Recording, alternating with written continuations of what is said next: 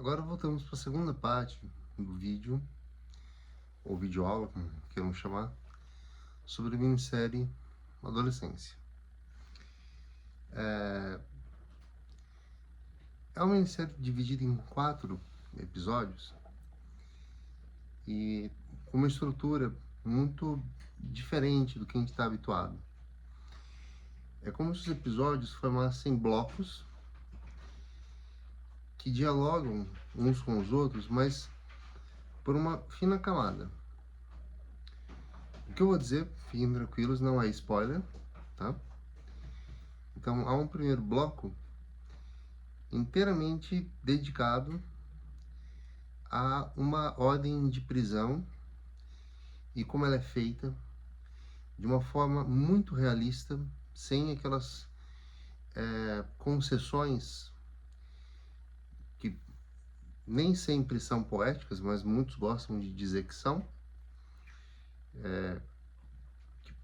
Eu enfatizo isso porque o poético não é uma licença para o equívoco, mas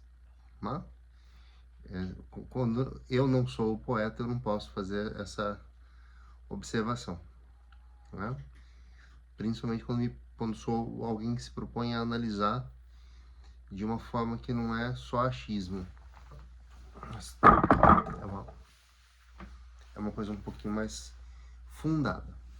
Então, nessa busca pela coisinha um pouquinho mais fundada, você tá na câmera, gente, né? A gente não tá no Discovery, então não esperar algo tão profissional. Da primeira parte, eu quis enfatizar algo que tinha uma natureza mais pragmática, sabe? Porque para mim foi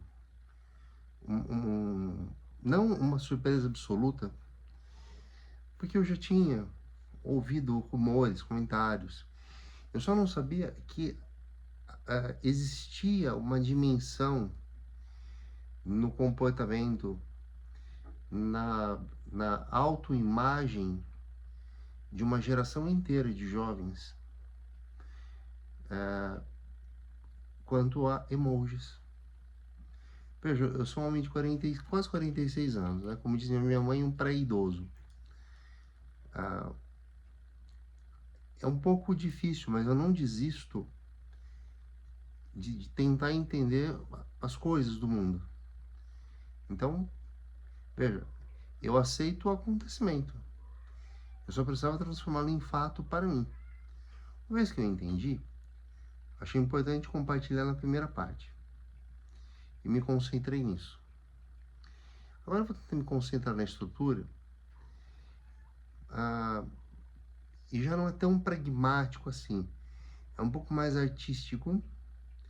Tem um pouco mais a ver com uma convergência, como se duas linhas vêm caminhando em paralelo, né?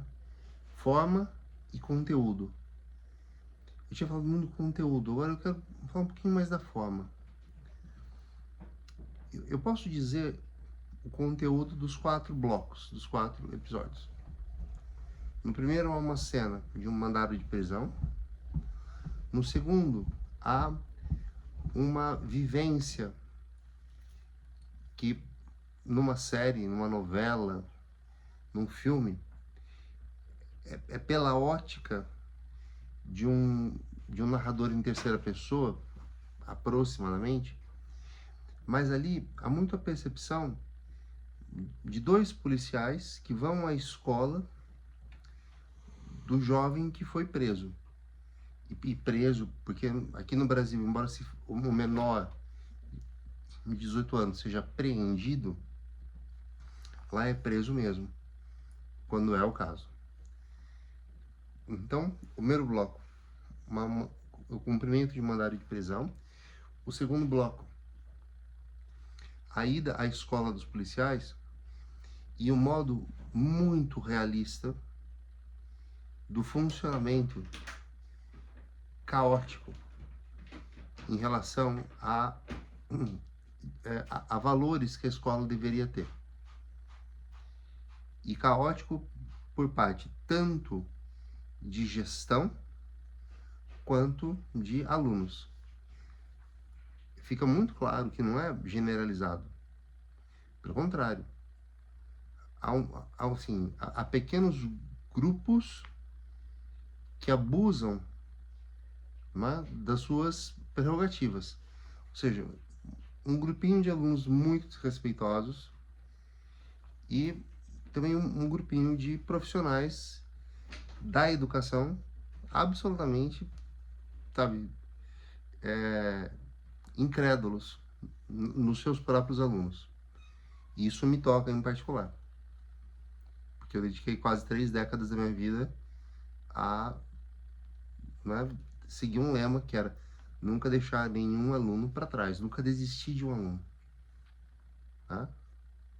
E nunca deixei nenhum para trás, e fico, né, eu fico agradecido por nunca nenhum ter me levado ao extremo de desistir, porque ele mesmo desistiu dele, né?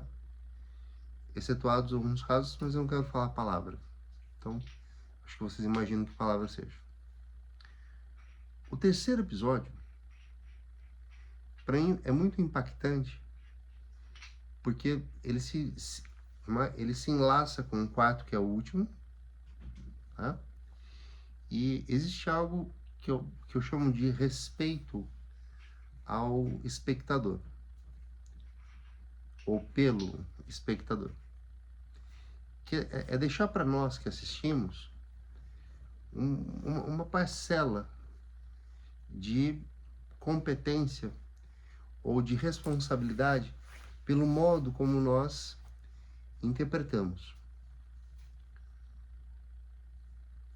Mas para quem acompanha o canal, na maior parte dos vídeos desse ano, das aulas extras, né, eu deixei claro que estar aqui hoje é uma alternativa saudável a estar em sala de aula, no que já não se faz muita questão de esconder, que é a empresa fornecedora de aulas, outrora chamada escola. Então, aqui eu me sinto mais realizado, né? E isso, né, me permite dar aula como eu sempre entendi e, ao mesmo tempo, tá, ter um retorno por conta daqueles que fazem as correções comigo, fazem as mentorias, e poder ter um feedback de que está funcionando, de que, né, está sendo útil às pessoas. Eu estou no meu espaço, com os meus gatos, com os livros, com a minha vida, sem, né, intervenções, e eu acho que intervenções sejam importantes. E agradeço, embora de forma muito discreta e anônima, as pessoas que têm mais ou menos a minha idade, e pessoas aqui me pediram, olha, vocês podem me assistir para dizer assim, se eu tô, né, maluco ou se realmente faz sentido o que eu tô falando, e tá tudo bem por enquanto. Então agora, né, feito esse preâmbulo, adentremos. Né? Eu acho que eu não organizei muito bem, ou pelo menos dei o elementar, mas acho que vocês sacaram. Houve um crime, o menor é apreendido, os policiais têm um primeiro contato, uma psicóloga tem um primeiro contato com esse menor. Fica muito evidente que é um caso complexo, não é um caso que se reduza a um indivíduo agente e uma vítima. Né? Existem, vamos dizer, disfuncionalidades que são grupais, que são, né, que são quase orgânicas. Então, um policial muito, muito comprometido com o seu trabalho de esclarecer a verdade, ele vai à escola em que um rapaz acusado de um crime e a vítima desse crime estudava. E aí eu me vejo no lugar desse policial, porque embora eu tenha uma percepção de mim mesmo como alguém antenado ao meu tempo, eu sei que as transições, as mudanças ocorrem de forma muito mais rápida do que eu sou capaz de absorver, muito mais. Né? Eu não vejo razão para dizer como era quando eu tinha a idade de vocês, ou da maioria de vocês. Mas eu quero me mostrar assim, alguém comprometido a entender pelo que vocês passam. E a querer saber se, né, de fato, a afirmação que eu fiz no vídeo anterior, de que o bullying de natureza incel, né, eu nunca vi isso acontecer aqui. Né? E conversei com colegas que também, embora soubessem o que é, eu também já ouvi esse termo em filmes, mas dada a repercussão da série, me pareceu assim, saudável falar sobre isso. Mas é claro, não é falar como uma crítica à série. Crítica no sentido de análise, tá? Mas é para entender, isso está acontecendo aqui entre nós? Será que os jovens brasileiros da região mais rica do Brasil acreditam que 80% de todas as mulheres se interessam por um grupo de, né, elite estética, socioeconômica, né, a condensada em 20% de todos os homens? Né? E o que eu ouvi de pessoas muito competentes e bem posicionadas foi: não, a gente sabe que isso existe, mas isso é um fenômeno muito estadunidense que pode chegar até nós. Então vejam, o primeiro episódio foi, como eu disse, a prisão. No segundo, os policiais na escola se defrontam com o que é a realidade. E eu acho muito importante os meus alunos que têm 17, 18, às vezes uns 19, uns mais precoces, 16, que acompanham as minhas aulas, assistirem. Porque eu nunca fui professor de escola pública.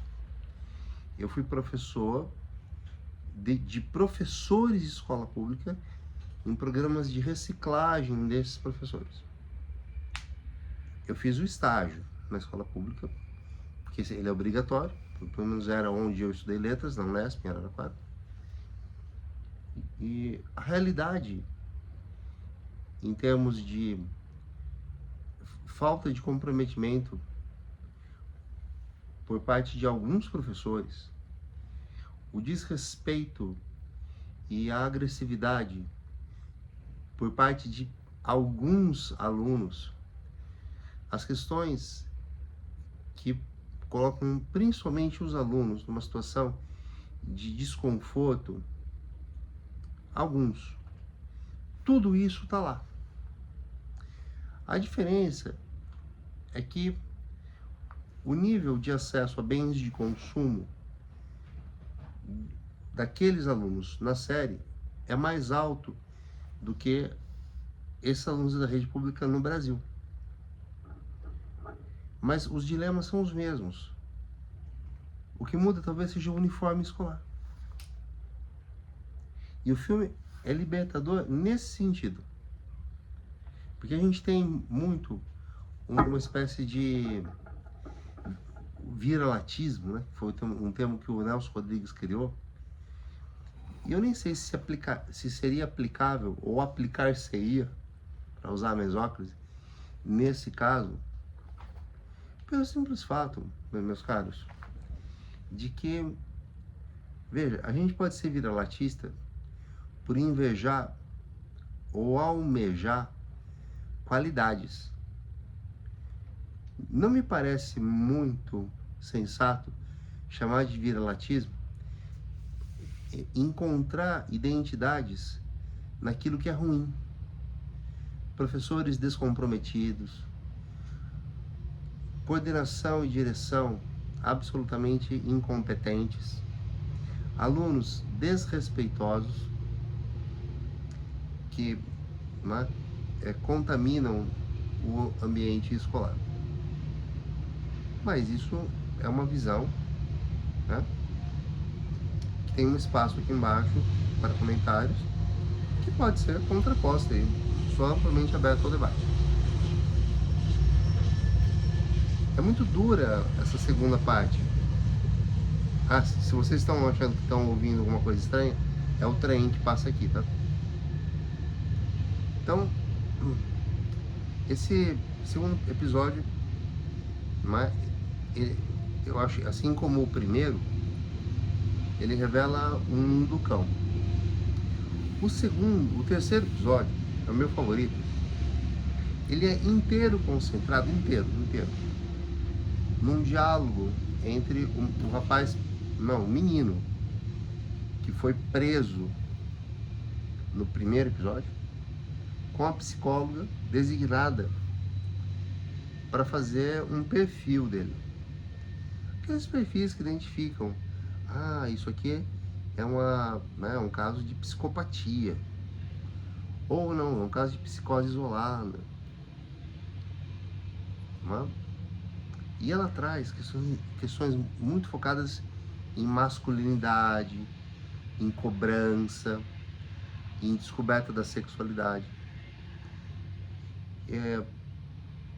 Logo me chamou a atenção que tudo se passa numa espécie de sala, uma sala grande como é uma sala de aula, mas que ela foi convertida, né, ou improvisada. Eu acho que improvisada é melhor, porque assim, por uma sala com uma mesa bem no meio, uma mesa não muito grande, e uma cadeira diante da outra, para essa conversa que é muitíssimo importante. Aí, imagine assim, que uma sala, né, ela tem os cantos. Então, num canto atrás do menino, tem uma espécie de divisória, mas são duas, né? E tudo é azul. Azul marinho, azul claro, um azul mais para aquele celeste intermediário, mas tudo é tom de azul. Só o tapete, que tem cor de areia, né? E alguns detalhes, que tem uma cor destoante, mas o destoante tem a função de afirmar o predominante. O azul é uma cor relacionada ao masculino, mas em língua inglesa, a palavra para azul tem dois sentidos, ela é polissêmica. Né? Blue é azul, mas o blue também designa uma tristeza mais poética, subjetiva. A tristeza ordinária, aquela tristeza, como posso dizer, que ela decorre de fatos. Por exemplo, né? Esse gatinho aqui é o Haroldo, ó, o meu godinho. Eu chamo ele de gatinho de merda. Um dia ele caiu pela janela. E foi uma negligência minha. Eu cheguei com sacolas, entrei, não percebi que ele saiu pro corredor. O corredor, o hall, né, dos apartamentos desse andar, tem uma janela que fica aberta por conta de, na hipótese de haver um vazamento de gases, né, se dispersar e minimizar o risco de explosão. Aquilo me deixou triste. Mas uma tristeza que passou quando ele fez todos os exames e eu chorando copiosamente, a veterinária me disse, não, ele tá bem. né? Foi milagre, foi sorte, mas não aconteceu nada com ele. Então naquele dia, I was sad. Quando eu digo, né, that something make me blue, esse blue é uma melancolia, é uma tristeza mais entranhada, geralmente decorrente dos fracassos, das decepções da vida. E tentando me aprofundar, sem ganas de me tornar um especialista, nessas,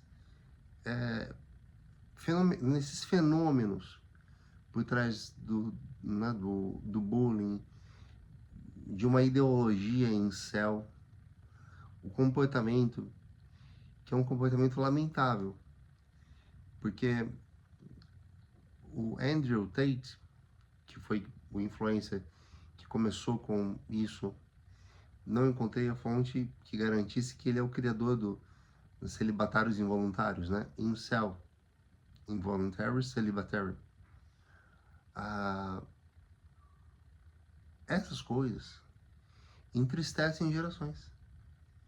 É como plantar uma semente de incompletude. Essa semente cresce como uma ideia. E uma ideia que cresce enterrada muito fundo em nós define quem nós seremos pela vida toda. Ou, pelo menos, cria uma definição que é só a muito custo de psicanálise, de boas relações que façam com que a pessoa acredite de novo no ser humano e no querer, pessoa, querer ser uma pessoa humana. O diálogo, assim, o roteirista foi muito bom na construção da personagem da psicóloga, na construção da personagem do menino. Porque ali são criados simulacros dos dois lados. Ele joga com ela joga com ele. O tema se afirma adolescência. Ela, uma mulher mais madura, tem suas fraquezas. Ele, um jovem, mas um jovem muito habilidoso em manipulação mental, tenta. Só que é praticamente impossível. Né? Praticamente.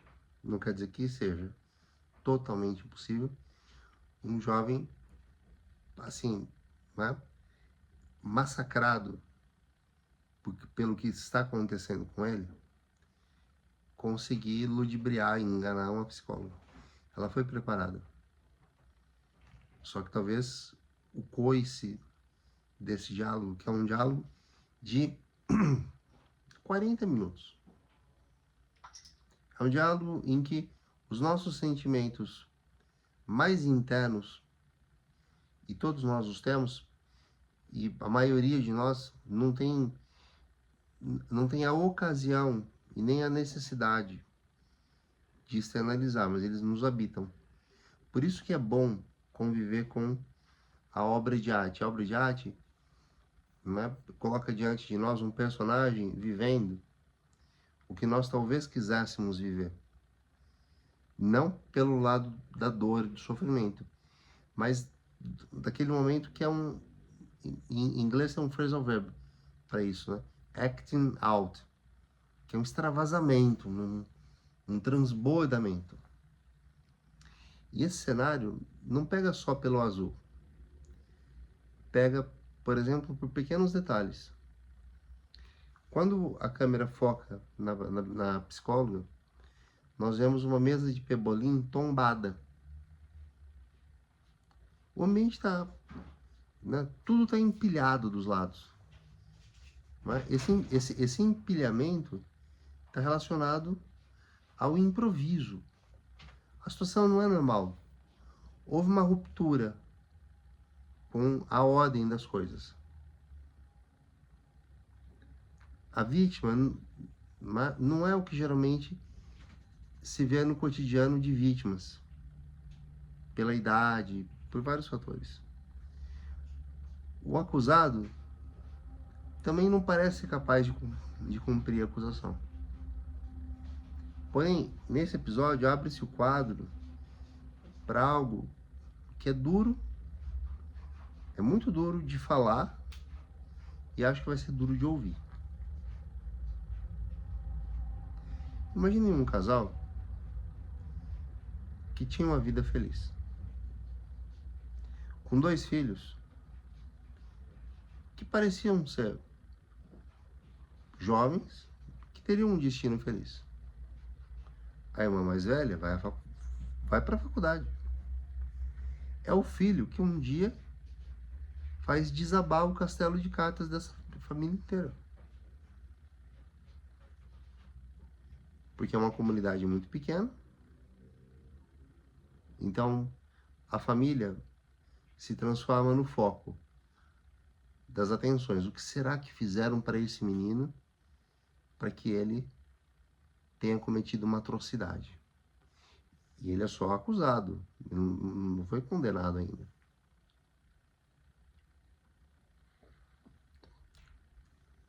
Qual é o papel da família nisso?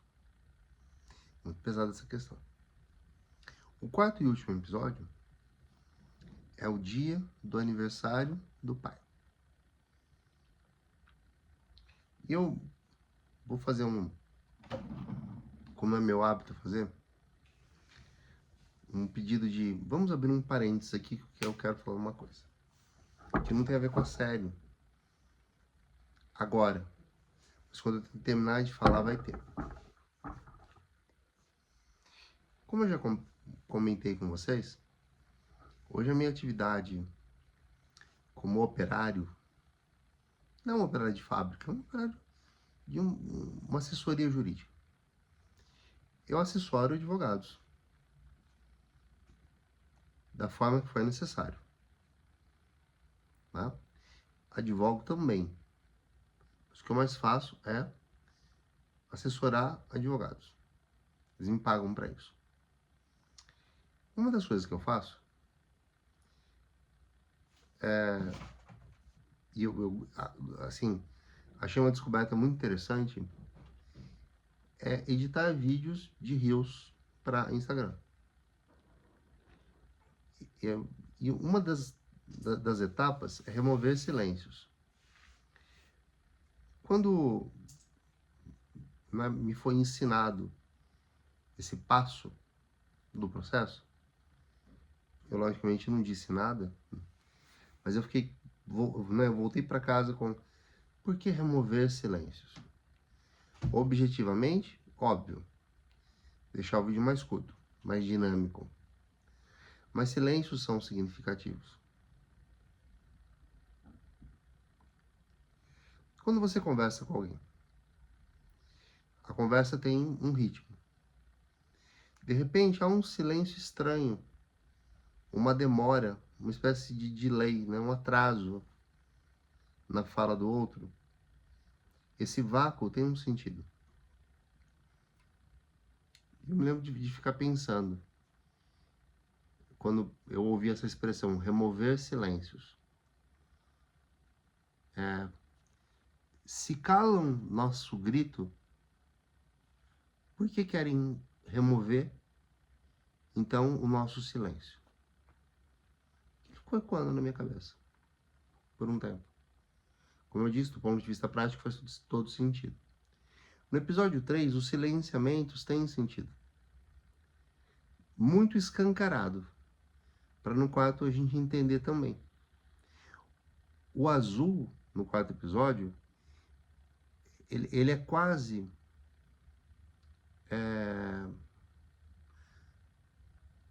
Ele é quase no nível escrachado do uso das cores em Pedro Almodóvar, um estilo almodovariano. Se vocês não conhecem Pedro Almodóvar, vale a pena procurar e conhecer. E a gente vê uma família celebrando, uma família amputada do filho preso, né? Ele está preso, não foi julgado ainda. E começa um dia, né? Oh happy day, oh happy day, oh happy day. Bem comercial de margarina. O pai está cuidando de umas coisas, a mãe preparando um café da manhã para o pai. Não se fala no filho, né, em nenhum momento, até que alguém chama atenção, bate na porta e fala: olha, acho que picharam sua van. E ele trabalha com. Ele é uma espécie de encanador, né? Desentope coisas. O que no terceiro episódio ficou marcado como uma espécie de motivo para o filho depreciar o pai. É claro, tem uma questão psicanalítica aí, e eu sei que vocês não estão afim de sair de psicanálise, então não vou me aprofundar. Quem quiser pode perguntar ou mandar no direct do Instagram e eu explico, né, tranquilamente. Alguém pichou a palavra non se, que é derivação regressiva de nonsense, tá? Non, ou nonsense. É uma expressão é francesa, mas, digamos, tem mecanismos de estrutura morfológica ou morfossintática que são comuns ao inglês. E uma das traduções de nonce é tarado ou pervertido. É como se entre o momento da prisão, e é importante dizer que o terceiro episódio, né, o primeiro, o segundo e o terceiro, eles aglutinam o começo de um caso de investigação. O último tem um delay de 13 meses, 1 ano e 1 mês. Então, tá lá, o pai, que foi quem acompanhou o filho no primeiro episódio, celebrando 50 anos. Reavaliando a vida, mas tá feliz, ele tá bem, fisicamente bem. Né? A esposa faz um café, rolam algumas insinuações mais sexuais entre eles, mas não acontece nada, porque aí surge a pichação da van. E aí eclode o fato de que se o filho daquela família foi responsável pelo crime ou não, e a gente não chega a saber porque a minissérie acaba, né? O mundo à volta deles condenou todos. E aí o aniversário é ir até uma espécie de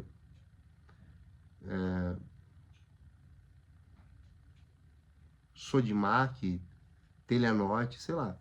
Esses lugares que vendem produtos para... vende tinta, vende de tudo, né? Tipo uma mega história de, né? Daquelas pessoas que são pedreiros, marceneiros, funileiros de fim de semana. E é um processo de retração, principalmente da figura do pai, mas não só dele. A família está implodindo e segue a predominância do azul.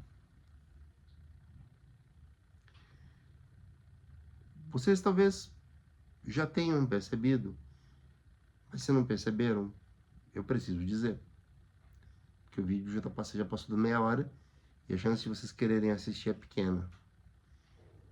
E o que eu acho que vocês deveriam perceber é o seguinte: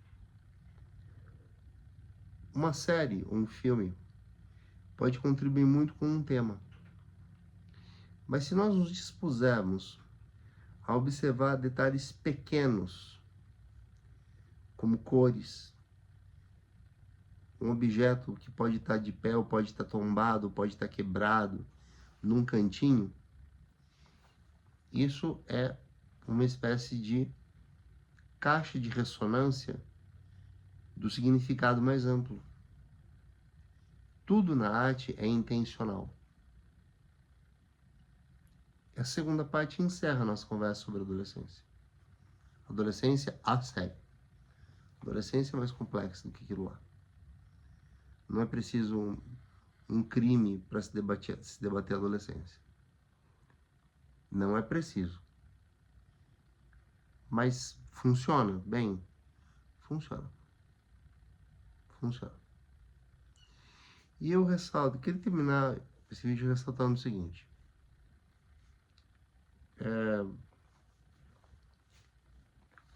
Lidar com a adolescência de filhos é um processo sempre complicado, porque há um desejo ou há uma expectativa de que uma pessoa que foi um adolescente feliz vai simplesmente replicar o que ele acha que foi causa da sua felicidade na adolescência como filho. Mas as gerações mudam e mudam muito rápido. Né? E hoje, bem na metade da década de 2020, o que torna a vida de um adolescente feliz, e eu acho questionável até se isso é uma felicidade que se sustenta, está muito associado a novas sociabilidades. O que, sendo sensato, eu digo, temos que olhar com atenção.